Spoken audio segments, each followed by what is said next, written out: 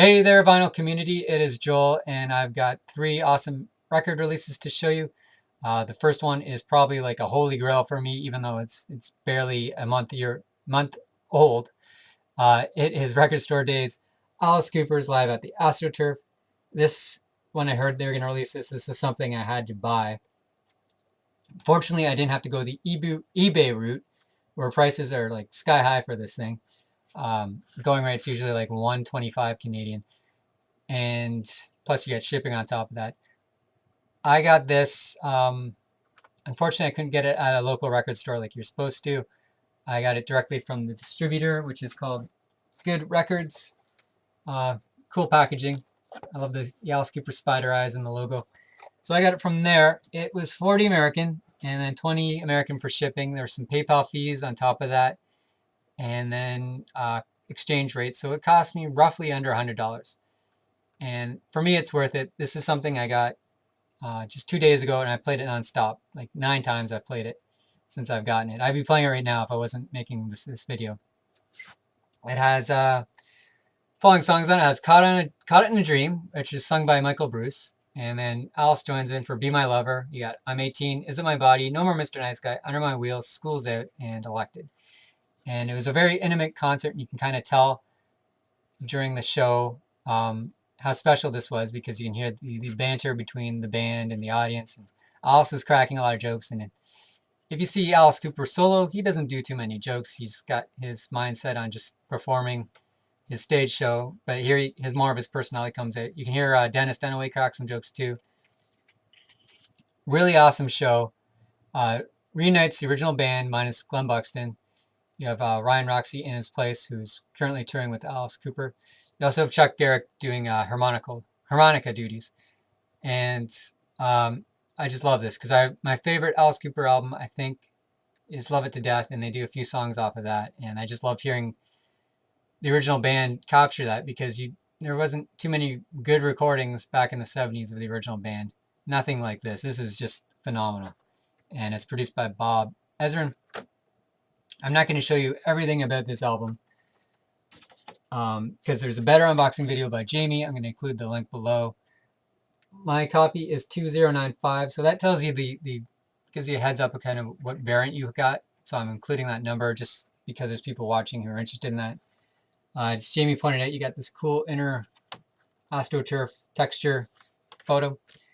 There's also a $60 version of this available, and that comes with some amazing photos. I wish I got it, actually. I saw the photos it comes with, all kind of like original band member pictures, and it comes with a nice pink slip mat for your turntable. It comes with a Dennis Dunaway bass pick and some stickers. It's really cool packaging. Wish I got it, but it would have cost me 120 Canadian, and that's, or if not more, 130, and that's just a little out of my price range. And I'm really happy with this version. If you're on the fence about getting this album, just don't even think about it. It's a no-brainer. Get this album if you're an Alice Cooper fan. You definitely need this album in your life. I could gush on about this thing forever, and I have. I've started like 4 videos for this already, and I've just gone on too long, so I'm just doing a really short one that gets to the chase. So you have your images here of the original Glenn Buxton band, or Glenn Buxton guitar player, who unfortunately passed away in 1997. And then you got the original band here.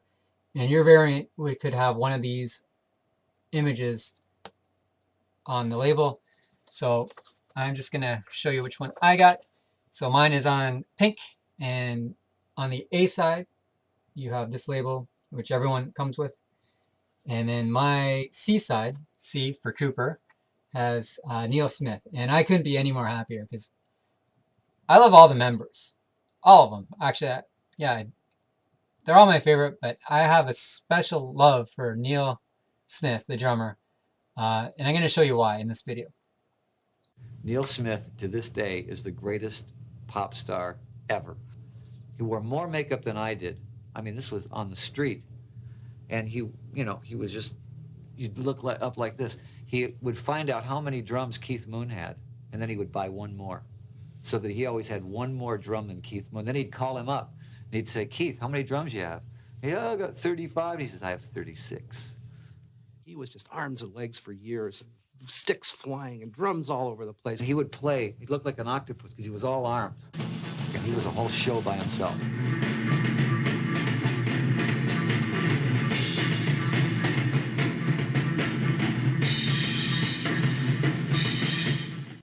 So also a little Easter egg for this, it's got some lyrics in the dead wax, so that's that little space, here where there's no grooves.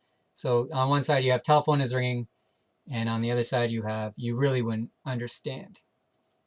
And funny thing about this album too, I was supposed to see Dennis Dunaway in my hometown around the same time as this, and he canceled.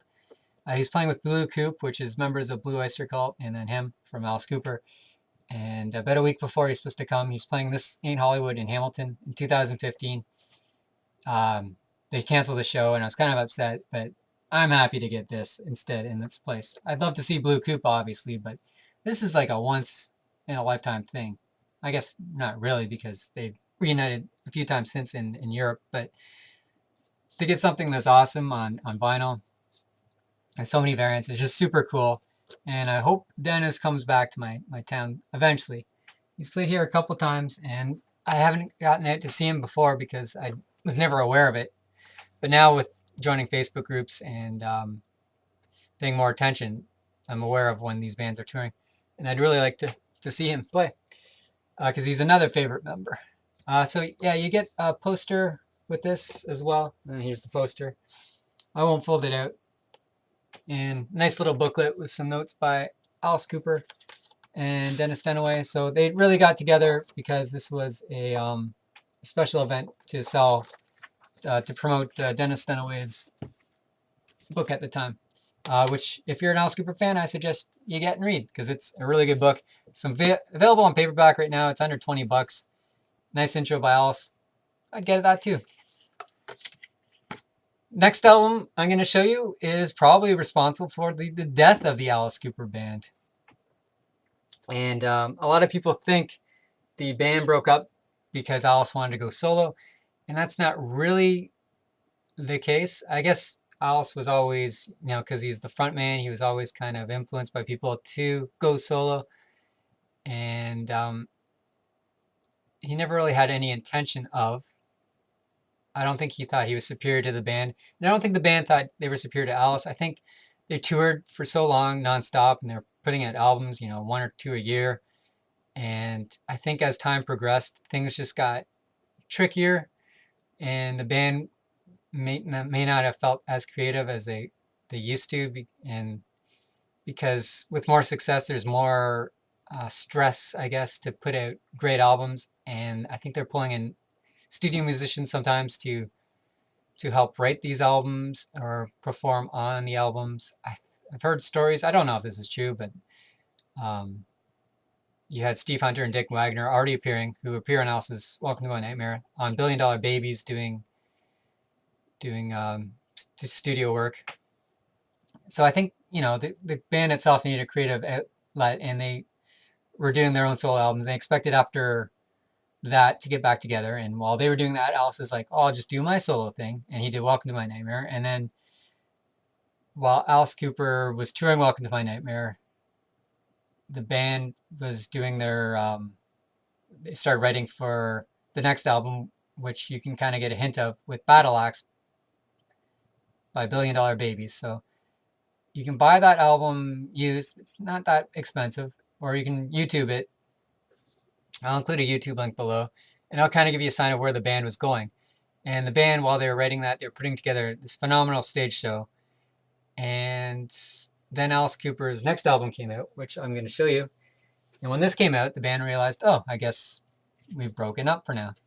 And that is Alice Cooper's Go to Hell. Love this album cover art. And this was a Rocktober release by Rhino Records. They've been putting out a lot of Alice Cooper solo stuff and original band stuff. On here you can see on the hype sticker that this appears on orange, and it's cut by Chris Bellman, who is a phenomenal engineer who you want to cut your records. So they spent a lot of money on this release. And as I said, it comes on orange vinyl. I'll just show you the inner sleeve here, though. It's got Alice Cooper Goes to Hell. So really cool liner notes. Not a lot of hits on here. Not my favorite album either, but I haven't given its fair shake either. I bought this as a kid I mean like 16, 17 on cassette. Maybe listened to it once or twice. I don't even have the cassette anymore. And then I haven't really listened to it since, and that would have been in the 90s. So I'm listening to it now, but I got this on the same day as the Good Records album. So I've only given it one listen through because I've been listening to the Alice Cooper Live from the Astroturf nonstop every chance I get because I just love it. So what I've heard of this sounds awesome, but I just don't know the songs that well. I always kind of thought Go to Hell was kind of an immature song. I liked it when I was a teenager, but now I'm like, eh. But then listening to it on vinyl, I'm like, this sounds great. And I Never Cry was like the big hit off here. I think it's I Never Cry. I think I said it. I get these ballads mixed up. So you have Only Women Bleed on Welcome to My Nightmare. You have I Never Cry. You got You and Me, Play Some Whiskey, and you got How You Gonna See Me Now, From the Inside. And they're all kind of the same song, in my opinion. They're great songs, but they're ballads. And I'm going to talk a bit more of this in my Exploring Alice Cooper series. Every month or so, I do a new album. I'm only on Easy Action, so I'm only on episode 2. I'll have Love It to Death coming up probably end of December. So in about 6 to 9 months, I'll be doing I Never Cry, or Goes to Hell. And the final album I picked up is a live album by Rob Zombie. It is Spook Show International Live. It's a double LP album, 19 songs, nice little gatefold. I didn't really like this gatefold until I noticed there's this mannequin head in the upper corner there. So you got Rob Zombie on stage, and then this just mannequin head that I guess it fanned through. Just so funny. Great packaging on this. Custom labels with the band. So you got John 5 on one side, Ginger Fish on the other. And then you have credits and some shots of the band. And then you have Piggy D on one side, and you got Rob Zombie right there. So great album. Not as excited for this one as the Alice Cooper one, but if you're on the fence about getting this, I'd suggest you get this too. I paid 22 Canadian, which is like 16 American. Good value. Rob Zombie's been criticized for not singing so much in the crowd, but just doing yeah. This, you have like most of the lyrics he sings. So one last thing I wanted to talk about with Alice Cooper Live from the Astroturf was that the first song, it's Michael Bruce singing, which is really awesome. His voice sounds amazing. And then I just wanted to, because I'm doing my Exploring Alice Cooper series, which if you're interested in, feel free to subscribe below, just so you can keep up to date with when these episodes come out. During the song Be My Lover, Alice Cooper's like, well, we haven't done this song in like 40 years.